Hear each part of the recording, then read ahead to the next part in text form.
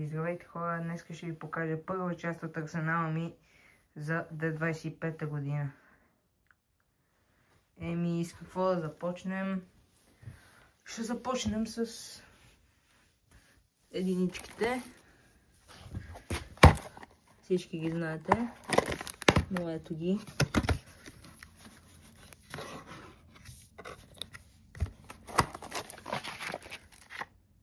Кутията са 15 грама, демек общо една пиратка е 0,15 грама.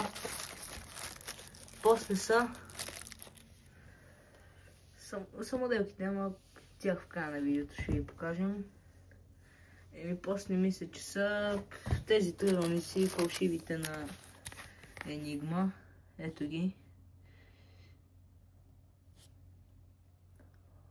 4 грама, 4 грама на 20, 0,2 грама. После имаме тези драконови, не са драконови топчета, футболни топчета са. Ето ги как са вътре. Гърнал съм от тях. Те са 50 броя, демек са по 0,11 грама, демек това още е по-слабо. После мисля, че са... После са силвърките. Имам една кутия 10-15 бройки, 10 от тях. Ето, всъщност една стара силвърка на Tropic Fire, която е 1,2 грама. И да.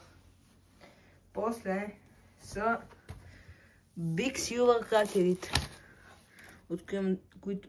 забравих да кажа, силвърките, една пиратка, ето я, е 0,6 грама.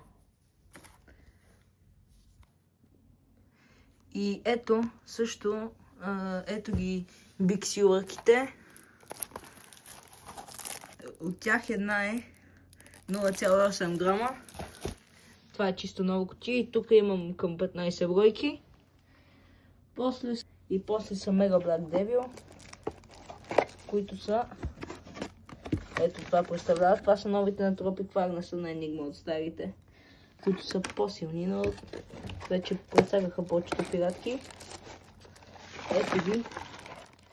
Пише, че са 4 грама. Ма всъщност са 1,2. Ето ги. И после вече преминаваме към по-силните работи. Ето един още. После имаме една интересна стара силвърка на Tropic Fire, ето я. И сега преминаваме към по-силните. Сега, Puma 2. Ето ги, това са 2 грама са Puma 2. Ето, 2 грама. Добри са, бих казал. Взех ги за 10 лева някъде и така да.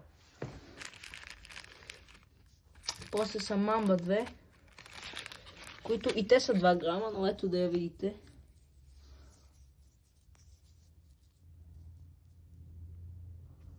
И това е пиратката цяло.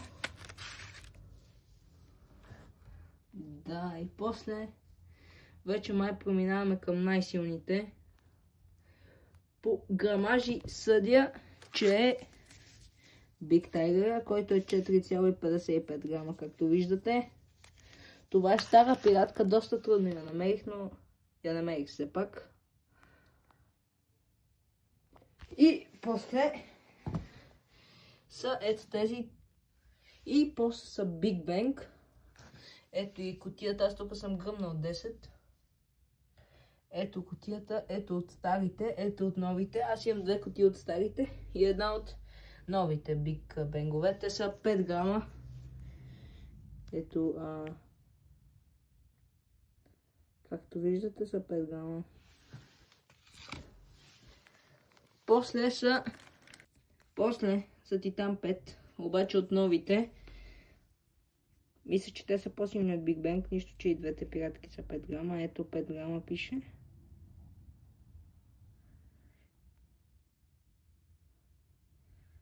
Ето 5 грама пише, но мисля, че те са по-силни.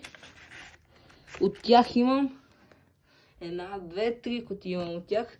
Тук съм гръмнал 2, защото не можах да се сдържа. И после имаме любимите ми от тук. Това са стари Титан 5, които са, само да извадя една, 6,5 грама са те. Вижте с много дълъг фитил са, той е колкото пиратката фитила, вижте. И така, и те са 6,5 грама. Но според мен те са 5 грама и ефекта им е 1,5 грама. Не знам дали е така, просто казвам според мен как е.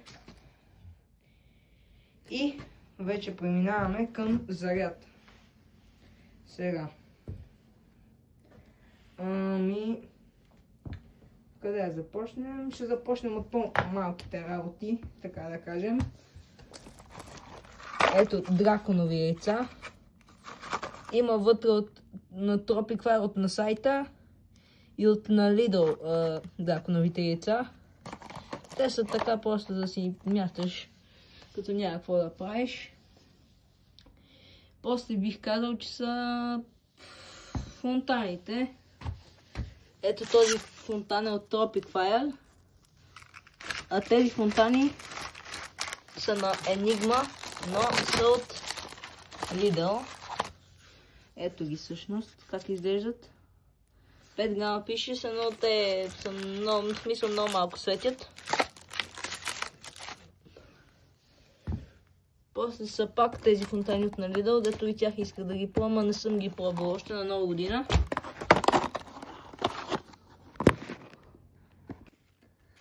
Ето ги фонтаните, от тях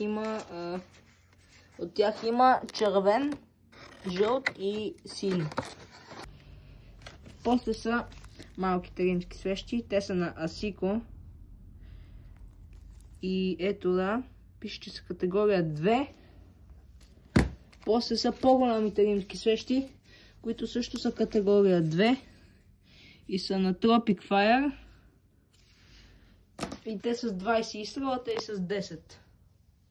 После са катюшите, които са на Асико, вижте 7 лева, малко доста пари са, но реших да ги дам, за да ги пробвам.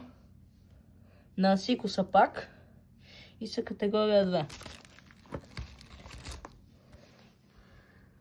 2. Също, ако не знаете кое са качушките, това са като малки пиробатерии, които свирят, като се изстрелват във въздуха.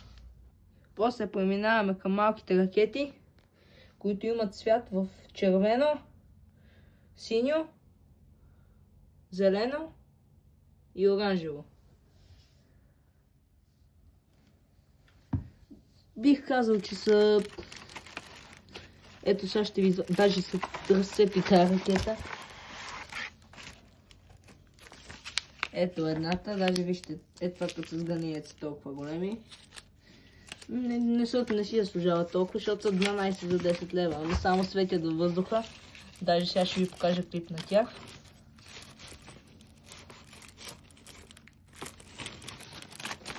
После ще оправим.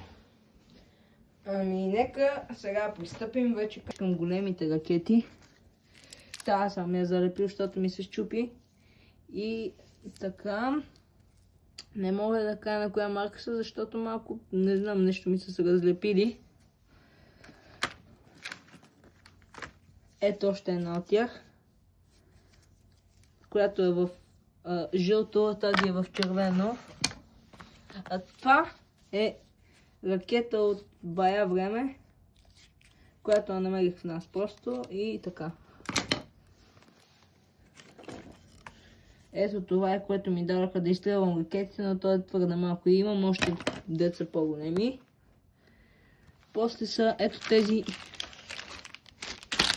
ракети на Tropic Fire. Бяла светкавица и пръщене, цветен божур, зелен божур и пак цветен божур има в пакета.